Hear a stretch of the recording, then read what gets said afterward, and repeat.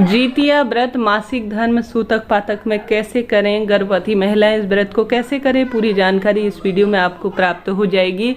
श्री शिवाय नमस्तुभ्यम, हर हर महादेव। जैसे कि जितिया व्रत महाभारत काल से जो है कहा जाता है, शास्त्र वर्णन कहता है, होता आ रहा है और इसे निरंतर करते रहना शास्त्र विधान कहता है। एक बार इस व्रत को शुरू कर लिया जाता है तो छोड़ा नहीं जाता। अब ऐसे में मासिक धर्म हो जाए, सूतक पातक हो जाए तो क्या करें, बहुत बड़ी दुविधा का यह विषय है। जैसे कि यह व्रत अपने आप में परम सुखों की प्राप्ति, संतान प्राप्ति और संतान की लंबी उम्र के लिए माना जाता है। यह व्रत अपने आप में विशेष व्रत है। 2023 में इस वर्ष बहुत सारे दुर्लभ संयोगों के साथ 5 अक्टूबर 2023 को नहाय खाए होगा। 6 अक्टूबर के दिन निर्जला व्रत किया जाएगा, नोट करते हुए चलिएगा सभी चीज़ों को।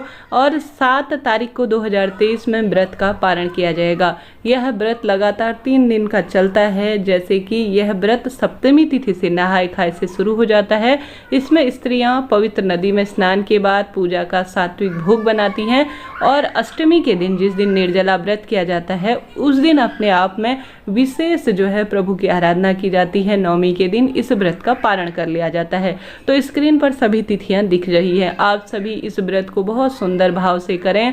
इस व्रत में जीमूत वाहन सील चियारन की विधि विधान से पूजा की जाती है, कथा सुनी जाती है। क्षेत्र के अनुसार धूप दीप नैवेद्य इत्यादि का जो है पूजन में काम में लिया जाता है। ऐसी स्थिति में मासिक धर्म आ जाए तो क्या करें। जैसे कि कोई भी व्रत हो, उसके कुछ नियम होते हैं, पवित्रता सात्विकता का ध्यान रखा जाता है। ऐसी स्थिति में मासिक धर्म, जो कि प्रत्येक महिला को आने वाला एक जो है मासिक चक्र है, ऐसे में जब व्रत के बीच में जो मासिक धर्म है वह आ जाए तो क्या करें। सबसे पहले तो यह जान लीजिए कि जो यह जितिया व्रत होता है वह कितने दिन मासिक धर्म के बाद किया जाएगा। मासिक धर्म के 5वें दिन से आप व्रत कर सकते हैं, अर्थात पूजा की सभी सामग्री को आप छू सकते हैं, कोई दिक्कत की बात नहीं है। और इसके साथ ही हमारे क्षेत्र में यह कहा जाता है, आप चाहें तो अपने कुल पुरोहित और अपने घर के जो बड़े बूढ़े हैं उनसे सलाह लीजिएगा। शास्त्र विधान कहता है 5वें दिन से व्रत जो है आप कर रहे हैं, कर सकते हैं और सभी पूजा की सामग्री पर हाथ लगा सकते हैं, कोई दिक्कत की बात नहीं है।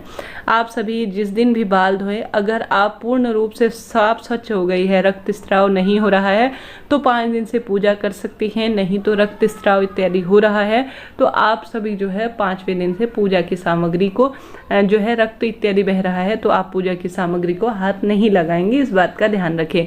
अब बारी आती है मासिक धर्म में इस व्रत को कैसे करें। सबसे पहले तो हमने बात कर ली कि कब कितने दिनों बाद हमें जो है पूजा करनी चाहिए।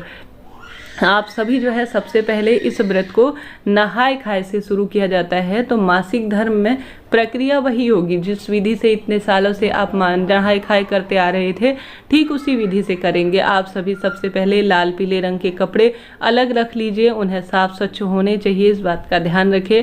नहाय खाए कर लीजिए, सात्विक भोजन इत्यादि का निर्माण करते हैं वह कर लीजिए। बाल इत्यादि पूर्ण रूप से धो लीजिए। अपनी डलिया इत्यादि या जो जितिया वगैरह पहनते हैं उसे जो है आप सभी अन्य लोगों की मदद से, जैसे कि पूजा की सभी सामग्री हो गई और जो सामग्री हो गई उन्हें अपने घर के बड़े बूढ़े कोई सदस्य हैं, आपके बच्चे हैं, आपके पति हैं, अगर वह आपके नाम की पूजा कर देते हैं तो अत्यधिक शुभ है। नहीं तो आप पंडित ब्राह्मण जी को जो है पूजा के लिए आमंत्रित कर सकती हैं। उनसे पहले ही आप सभी फ़ोन पर बात या साधारण सरल तरीके से उनसे आप कहेंगे तो वह सुनेंगे।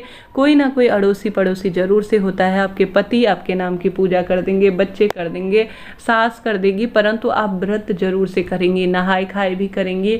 पूर्ण रूप से जो है जैसी आप प्रक्रिया करते थे, सिंदूर लगाना, सूखा सिंदूर जो पूजा के काम में लिया जाता है, जो आपके शादी में चढ़ाया हुआ सिंदूर है उसे तो नहीं, लेकिन आप लिक्विड जो पानी की अवस्था में होता है उस सिंदूर को लगा सकती हैं, कोई दोष नहीं है।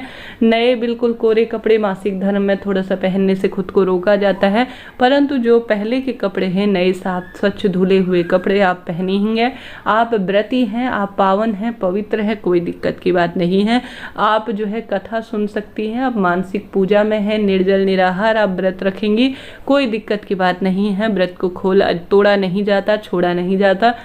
आप जो है पूजा के स्थान पर बैठकर दूर से जो है संपूर्ण पूजा की प्रक्रिया देखेंगी। माता जो है माँ जीमूत वाहन भगवान से आप प्रार्थना करेंगी, सभी देवी देवताओं से आप प्रार्थना करेंगी और दूर से आप पूजा की सामग्री को स्पर्श न करते हुए दूर से जो है आप संपूर्ण जो है पूजा विधान को देखेंगी, भजन इत्यादि गाएंगी, कथा सुनेंगी, तो आपको पूर्ण रूप से संपूर्ण फलों की प्राप्ति होगी। आप सभी जीमूत वाहन बाबा से प्रार्थना करें, सभी देवी देवता से प्रार्थना करें कि प्रभु आप सब जानते हैं भगवान जी मैं किस स्थिति में हूँ, परंतु मैं व्रत कर रही हूँ, मेरे इस निर्जल निराहार व्रत को आप संपन्न करें और मेरी आराधना का मुझे उचित फल दे। ऐसी प्रार्थना आपको करते हुए किसी अन्य व्यक्ति की मदद से अपने नाम की पूजा करानी है।